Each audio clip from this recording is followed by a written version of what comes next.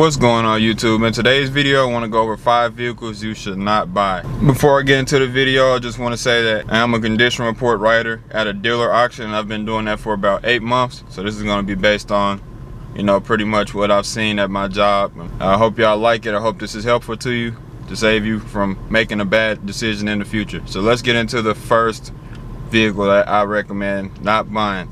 And the first vehicle is actually going to be a group of vehicles. So the first group of vehicles I'm going to recommend not buying is any Nissan with the CVT transmission in it. And that's going to range from, I believe they started the CVT in 07 or 08 all the way through 2020, 2021.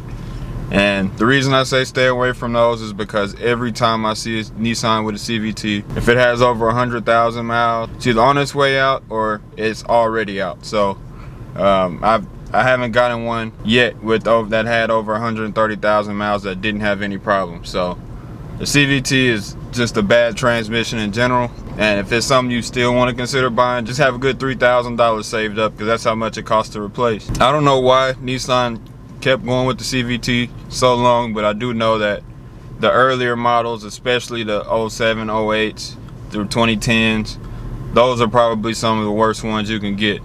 I'm pretty sure they improved on them, but they're still not a good transmission, and any car with those you're probably gonna have to deal with replacing it within the first 150,000 miles of the vehicle. Let's move on to the next car on my list, which is going to be a Kia Soul.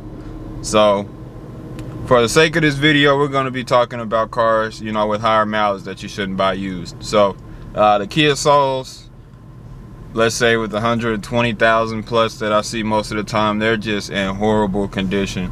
And it's not so much the vehicle itself, it's the people that drive them. And I'm not going at the people that drive them, but they just don't take care of these Kia Souls. They dog the heck out of these Kia Souls. Most of the time I see them, there's always something major wrong.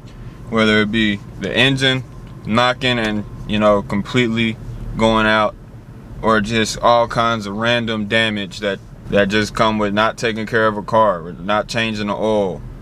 You name it, you see those problems with Kia Souls because people really don't take care of these cars that buy them.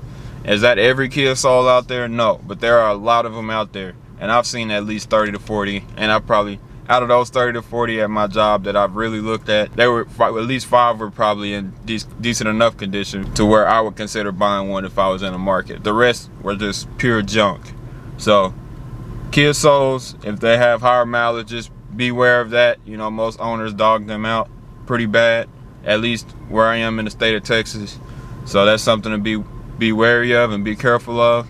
Not saying it's a terrible car, but it's definitely not something to buy if it has higher mileage without a serious inspection. That's going to be it for the Kia Soul. It's a hit or miss car, but it's still more likely that you'll get one that's not in great condition. So let's move on to the third vehicle, which is going to be the Ford Escape.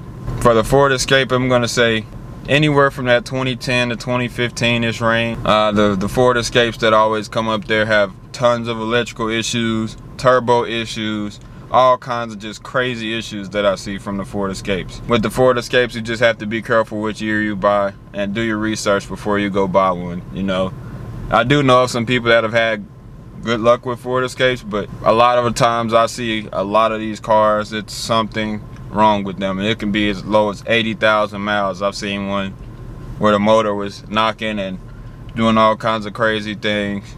I've seen, most of the ones I've seen with over 120, 130,000 miles had all kinds of electrical issues, and they were just, it was just bad, So the Ford Escapes, that's a car I see all the time with problems, and it doesn't matter, even on the better dealers, because we have good dealers and bad dealers, even the ones that are known for selling clean cars. When I see those Ford Escapes, a lot of times they still have check engine lights, and they still have things wrong with them mechanically. Yeah, so Ford Escape is going to be another one I would say stay away from with higher mileage.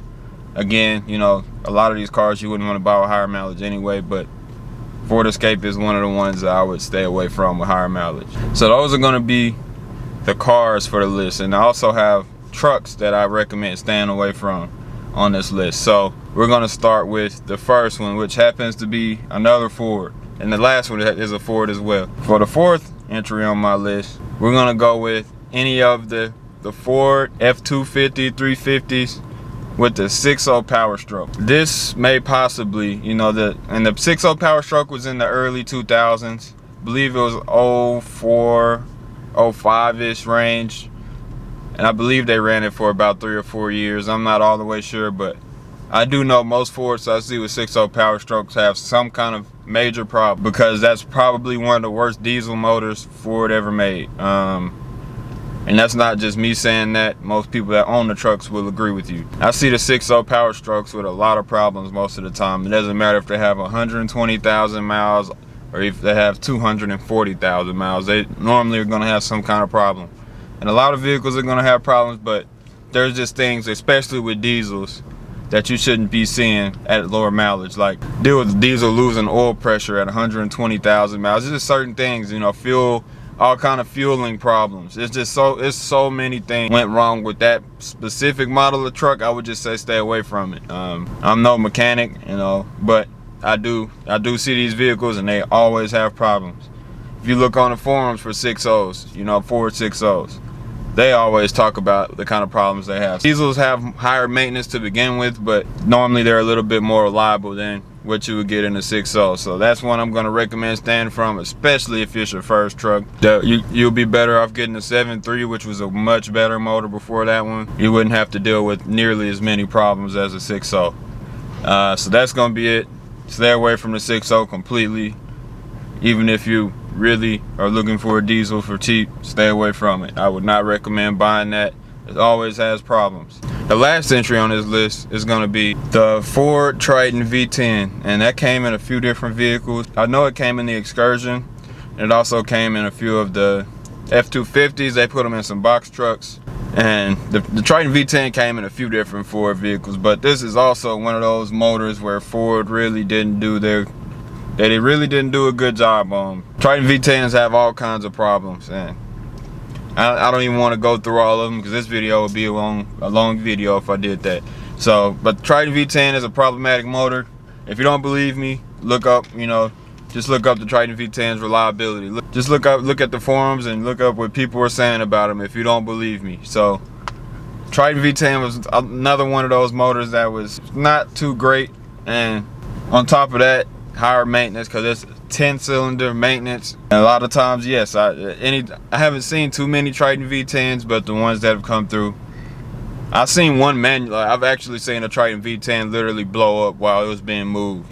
And again, it was one of our dealers at the auction. He told the mechanic it drove great. The mechanic hops in the car, or hops in the truck, and he literally backs it up out of the spot it was in, and as soon as he put it in drive, he moved it 2 feet, and you literally saw a rod shoot right down. So that's just one story about the Triton V10. And I'm not saying just because it blew up that one time it's a bad motor, but the problems they normally have. This truck had right around 100,000 miles again, and for trucks, 100,000 miles is not a lot of miles. So you shouldn't be having too many problems with the truck like this.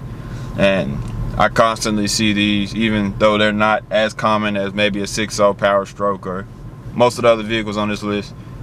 Majority of the ones that come in with higher miles are in bad condition. So I would stay away from the Triton V10.